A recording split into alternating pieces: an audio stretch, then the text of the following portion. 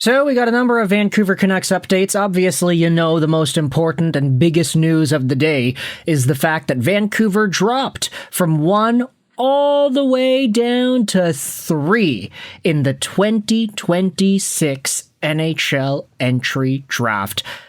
Courtesy of the draft lottery. Congrats to Toronto and San Jose for getting 1 and 2. But we have a number of things to talk about in regards to the Canucks as it pertains to the GM search and Jim Rutherford's future. I was thinking, does this warrant its own video? And after pondering about it for about 10 minutes, I was like, you know what? Yeah, I'd rather make a video than not because this is actually a pretty big update. We have a number of tweets to dive into in regards to the Vancouver Canucks and what seems to be happening. Starting out with an hour ago, Jim Rutherford said it'll be up to the new general manager about whether or not the Canucks want to be aggressive and trade down to try and acquire more draft picks. We did speak about this as well during our draft lottery live stream. Vancouver at 3, obviously the most expected result out of the lottery, but it's really going to depend on which players are available at that spot. McKenna's probably going to go number 1 to Toronto. And whether or not Austin Matthews gets traded or not, I don't think that changes the Maple Leafs' mindset. They're probably taking McKenna number 1.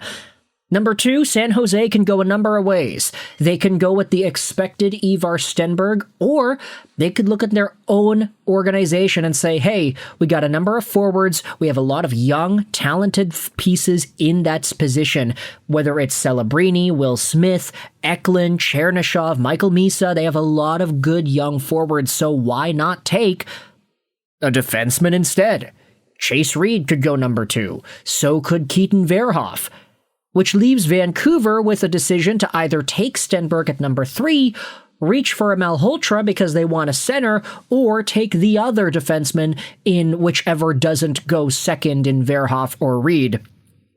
Either that, or San Jose just decides to take Stenberg instead and Vancouver goes with whomever is available after. If the Canucks have a player they want at 3, available at 3, then okay, they can use the pick, they can make that selection. But if not, they could trade down. They could acquire more draft picks over here. Maybe Vancouver goes from 3 to 11 and 15, but they also get a really nice piece from St. Louis. Who really knows? There are a number of ways the Canucks can think about this. They could trade down to New York. They could trade down to Winnipeg, trade down to Florida, maybe even acquire Florida's 9th overall pick if they send over a genuine asset and they keep 3rd overall as well. Maybe the new GM can pull off some sort of Henrik and Daniel magic Sedinery to go up to 1 and 2. Who really knows? There are a number of options here, but of course, that's up to the next general manager.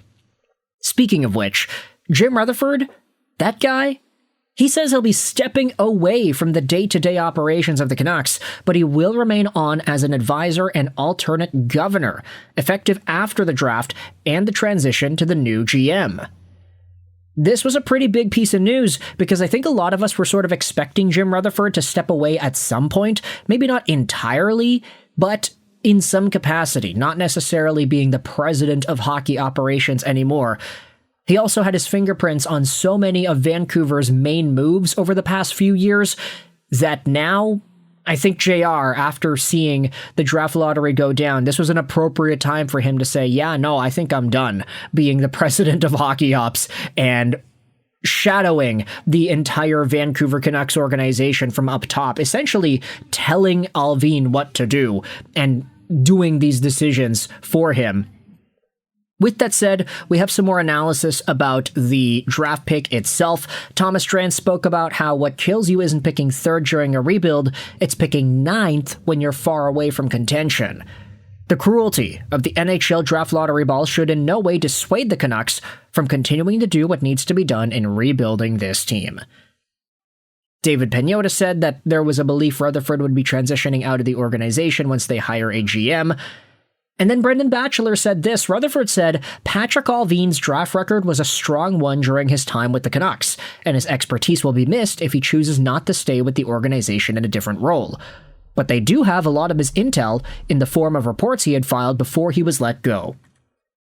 So hopefully this is a positive sign for the Vancouver Canucks draft this year, not just at third overall, but throughout the rest of the first 2 rounds. They've got multiple picks from multiple teams, and Patrick Allvin's expertise definitely was in the draft side of general managing.